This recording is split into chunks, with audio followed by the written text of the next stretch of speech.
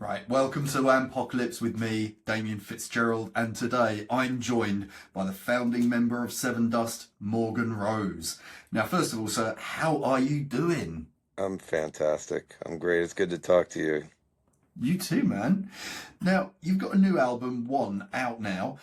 You know, you've just come back from a huge UK and European tour, and you've got over 30 years of Sevendust behind you. So we're going to chat about a little bit about that, but then at the end of the interview, I'm going to throw you into a zombie apocalypse. So Morgan, welcome to your apocalypse. Amazing. Cool. Now to start off, One is out in the world now, and after everything Sevendust has achieved, what does this sort of record represent to you personally? Uh, I mean, it's the first record that we went in with zero expectation. It's that's the one thing that I definitely can say is I remember literally saying that to each one of the guys, like, let's just do what we want to do. We've got 14 other records.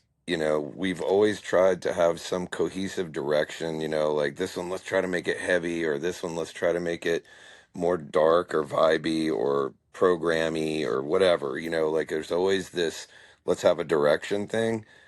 And then just was sitting there and I'm like, that's like the total opposite of what the band's always been looked at as. We've always been looked at as a diverse unit where it's like we could do a show with Slipknot and then next week we could do one with Creed, but you'd never see Creed and Slipknot playing on a tour Yeah. together, and it was like, let's just do whatever we want. Um, and no expectations. And I think that that took a little pressure off. And it was one of the most, if not the most enjoyable recording processes I ever had. Cool. Now, the album title One, it's sort of pretty powerful, like as a singular statement almost. You know, and it is quite open to interpretation. So what does that title sort of represent to you and the band? When I put the band together in '94, it was really just about finding guys that I cared about, guys I liked. Didn't matter whether they were any good. The talent and ability was not. It was not on in the that wasn't the focus. We had all been in bands before with great players, and there was a breakdown with whether it be an ego somewhere or just an attitude somewhere. So again, it fell into this expectation of I don't think we're ever going to succeed here. So let's enjoy what we're doing. Um, so I put together a bunch of guys that became brothers, and so that's really what the title represented was 30 plus years of being together. Um, and having this relationship that at times when you're brothers, you fight and you argue and you want to smack each other and all that stuff. But whenever it gets heavy, whenever something real happens, everyone shows up really, really aggressively. So we just found ourselves in a really healthy place where it was like, and then Clint really came up with the title, and I was like, yeah, yeah, that represents exactly what we were going for from the start, which is we are one. That's what this band is. Cool. 30 years. Do you know, every time I hear like bands that I grew up with go 30 years, like I have to accept them in my Well, 40s now. It's dude, terrifying. trust me. I'm like, I mean, it's crazy that I was 3 years old when I put this band together. No, I'm just kidding. If only you were that talented. Like, imagine like the success you'd have. Now, Unbreakable has been one of the more standout tracks from the release. And it does really capture sort of an emotional weight and energy the sort of fans do expect from Sevendust. What's the story behind that particular song? Because it is very powerful when you actually sit back and listen to the lyrics. I mean, I'm I guess the right word would be relieved that that would be the song you wanted to ask about because I did have something to do with that. It was really the first song that me and Clint worked on. Everybody kind of pairs off and does writing, like we all kind of pair off and do stuff together. But that was the first one that I had gotten together with Clint on. And it was a rare thing where, Clint is both Clint and John just write riffs, like they just vomit riffs out. Um, So there's no need for me to go in and go, hey, I've got this, bar chord my way through something and say, can you like transpose that into something cool? But in this particular moment, Clint was like, you know, shoot something at me, tell me what you want me to do, and I'll do it. And I'm like, oh, wow, okay. So I sat down on the piano and I played that intro and then looked at him and I'm like, that sounds like we could caveman that into a chorus. It's got a cool sing along melody to it. And we did that. And then he says, why don't you jump on what do you think about for a verse? And I got on the drums and I kind of played the beat to what I thought in my head would be a cool groove for the verse. And so we knocked the music out extremely quick. The music for that song was done in minutes. Uh, and then we felt so strong about it that it was like, we don't do much co-writing. If anything, we go to other people and we write for them. So we don't usually do a lot of that. And I happened to be in California, and there was a guy that it was so funny, but I had seen him on Instagram, and he had a phenomenal voice. And then I looked, and I'm like, oh, this guy is like a producer, writer, all this. I messaged him and he goes, this is crazy. I was an intern for you guys when you did Cold Day Memory. And I'm like, oh, he goes, I don't expect you to remember me because I look a lot different. And then I kind of remembered him. I'm like, oh my God, dude, like you're crazy. And so his name's Eric Emery. And I said, man, I have this song. I want to take a little of the heat off, and just see what somebody else's interpretation would be here. And we sent him a few tracks and he landed on that one. And then I went in to the studio with him, and me and him just basically broke down, how we would do this vocally. So we put the vocals together to that, and that also took a few minutes. It was a very organic and easy thing to go through. And he's such a talent, it was just really cool to get his take and then to play with that and kind of move around in that area. So that was a unreal experience. And that was it. It was done really quickly and painlessly, and again, without having many expectations, we kind of just looked at it and went, "Cool, we'll see what everybody thinks about it," and then it ends up being one of the songs they want to release. So it was really cool. I mean, it's Long-winded answer. no, I need a long-winded answer. I love long-winded answers. Otherwise, we get to the end. I'm like, right. But you know what? It's fascinating that you say it was like really quick and it ran really smoothly because it is a really anthemic song. It is an anthem of a tune. So it's Thank kind you. of cool hearing how well and easily it all fused together. Now, Sometimes they come like that. It's rare, but sometimes they're quick. cool.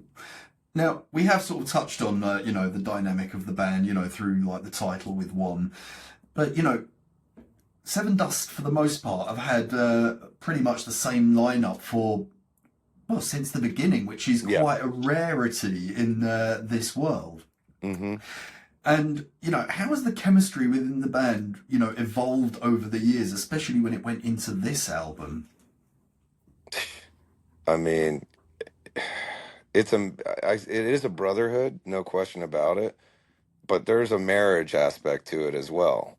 And if you ask, I'm sure anybody that's been married for 30 plus years, very rarely will they say, oh yeah, dude, from day one, marriage was clear sailing, I mean, there's going to be ups and downs. Uh, for us, it's just about growing up, about the funny thing is I said this in a recent interview, but we survived for a long time without communicating. That is the truth. We avoided having tough talks, which of course affected the rest of our lives and in our personal lives as well. Probably cost plenty of relationships, because you're supposed to communicate. It's a healthy thing to do. But when I think that it's relative. When you're locked in a tube going down the road for 70% of the year and your bedroom is a size of a coffin with a snap for the lock on it, maybe not communicate about everything, like because you just get tense, and there's those moments. So we learned to pick battles. Sometimes there would be some resentment building, and then you'd have to have a blow up or something like that. But then you realize, oh my gosh, like most of the stuff that we're having these issues with is all just, it's just five guys that are kind of struggling a little bit, individually and collectively. And so for me personally, I just looked at it and said, if he's having a bad day and he wants to be an asshole, then that's cool, because he probably has a reason to feel that way. And if it has something to do with me, then it's his responsibility to talk to me about it. And if not, then it's not a big deal. If I can help in any way, I'm there. And if you don't want any help and you want to just kind of be on your own, then that's absolutely respected. So I think that we just kind of got to a place where it's like we can communicate a little bit more. We're grown up enough to where there's not a whole lot of testosterone running around in here. I mean, we've outgrown that. So it's like, let's just enjoy the ride. Be grateful for the fact that the people that support us have kept us here for this long, and enjoy the the last part of it, however long that goes. I mean, I don't think I'll be playing black when I'm 80, which means that I'm definitely on the back nine of the career. So it's like, let's enjoy all the moments that we have, because we do have a lot left to do. I mean, this is not going to be over, God willing, for a while. Yeah. Well, I'd say never. All of Black Yeah. Sabbath, including Bill, came back for one last hurrah. So Yeah. let's seven dust that stuff when Yeah, it man. comes I down to mean, the we want to crunch. ride this thing for as long as we can do it. I'm excited about it. So, Nice. Now you have just wrapped up like a UK tour with who was it, Alter Bridge, which yes. like you said, you can tour with Slipknot and then bands like Alter Bridge who probably aren't likely to tour together. Right, So right. when I saw that lineup, I was like, oh no, it does work. you know, Yeah. but it was I think it's 8 years since you've actually been to the UK. What was it actually like coming back, and what sort of made you realise it's time to return to our shores? Well, we'd been trying to get back, and we had multiple opportunities to come back. I think the most, well, other than COVID destroying one of them, the one prior to that was the end of 2019, and I ended up getting gravely ill, which the night before we were leaving. But a lot of people don't really know or care or understand how those things happen. So when you have multiple cancellations, we went through many years of like going into Europe or the UK, and midway through the tour being told, "Hey, you guys have lost like 70 or $80,000, and you're going to lose another 70 or 80 if you stay for the rest of the tour." And we're like, this is going to end up destroying us over here. These people will give up. They will grow tired of us telling them we're coming and then leaving or not coming. And it happened. Uh, so we really wanted to come. And we had kind of, I think, accepted the fact that we were going to be a predominantly American, US touring band, and that we had missed the opportunity. And that was where there's this big quote going around where I said that we were going to retire after the next record, or after this record that we'd just done. And that's just a fact. It was discussed. It was absolutely discussed. I don't have to go back into it again and rehash it, but the reason behind it was that we really don't have anywhere to go. Like, who in their right mind you would think would go on their 15th record and say, let's commit to trying to open up the rest of the world? And it was us. We decided that was it. We were like, okay, there's another option here. Instead of wrapping it up and just doing a farewell run in the United States, let's just bag that and put that in the back for a while. And let's see what happens if we go and try to see if there's people that care about us around the rest of the world. And the first stop was Europe and the UK. And it was massive. And we were like, oh, shit. It looks like we're gonna park it in the UK and Europe for the next few years. So now that's being set up for us to do multiple trips back over the next few years. Um, I can tell you, I'm sure Kevin will police everything that I'm doing, but I know that there's definitely talk of 2 or 3 more trips over to Europe before the end of 27. Oh, that for me personally is a great news because I wasn't able to make it to the Alter Bridge show, so I was Yeah. absolutely kicking myself. But Well, it is funny how you sort of say, you were losing money doing the touring. I hear that quite a lot from bands, and not just smaller bands, but larger bands as well, where somehow touring is not generating the revenue it once did. well, here's the irony to it is that actually, if you do it the right way, you can make more than ever. We do extremely well over here now, and that was not the case for a large chunk of time.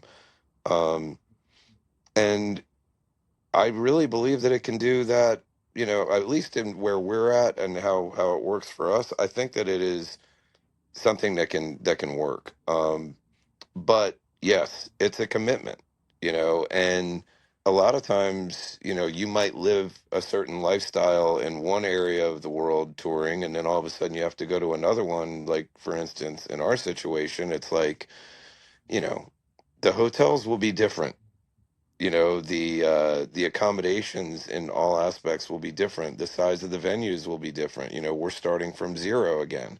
So we were able to ride the coattails of Alter Bridge, um, which was an absolute blessing. I mean, those guys are like brothers to us, and they've always had the door open for us to go and work with them. Um, so we're very close to them, and they gave us that opportunity to kind of make a fast track. Like, instead of going over there and headlining, our first trip and having 20 or 30 people in a venue, playing in the smallest place that the city will accommodate. We were able to play in front of thousands. And then that was kind of the moment, like, are they going to like us, or are they going to throw batteries at us? Like, what are we going to get here? And it was great, so immediately they were trying to book us to come back, and we were like, oh man, like, this is bittersweet in the sense where I'm pissed off that we didn't, we weren't able to find the right people to get us over here, because that really was, at the end of the day, was the problem. Um, we were working with people in different areas of our organization that were just not keeping an eye on what was going on budget wise and in any capacity. All they really cared about was what they were going to get back. Uh, So it we finally got good people. Perfect. Well, that's great to hear, and it's great to know that you are coming back. So, Absolutely. I mentioned before we're going to start looking at how you would survive your own apocalypse. Because we've only got a short bit of time with you today, unfortunately, so it's going to be a bit of a quick one. And we're Oh going yeah. to do a tried and tested one that everyone knows. We're going to go with the classic zombie apocalypse. So, this is what happens. You're over in the UK and the zombie apocalypse hits while you're here. And bear in mind, we don't have guns here. So it's, you know, blunt instruments that you're going to defend yourself. So, band survival roles. Which member of Sevendust is going to be the leader? Who's going to panic first? Who do you trust to keep you alive? And who is the first man down? Oh my God, that's a great question. That's okay. All right, so let's go one by one. So I think the leader would be John, which would be probably surprising to the rest of the guys in the band that I would pick John maybe, but John is the one that is probably the most like level and responsible guy. There's other responsible people, but he's the one that doesn't lose his shit first. So I'd say John would be the leader. Um, who would panic first would absolutely be Lejean. He panics over everything. Uh, so he would be the first one to panic. Who I would feel safest protecting me would probably be Vinny, because he's the boss and he's got like Paul Bunyan like strength. And then, regardless of it, I would probably be the first one to die. You just lie down and accept your fate I'd in this just be like, you know situation. what? I'm too much of a burden for everybody. Fuck it. Just let me go.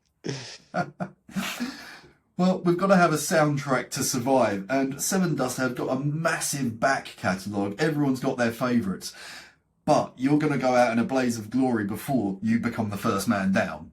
Okay. Which Sevendust song would you want blasting out as you blaze your way to, well, being the first man down? I was going to say glory, but if you're the first man Right. down, that's Pieces. good choice. Yeah.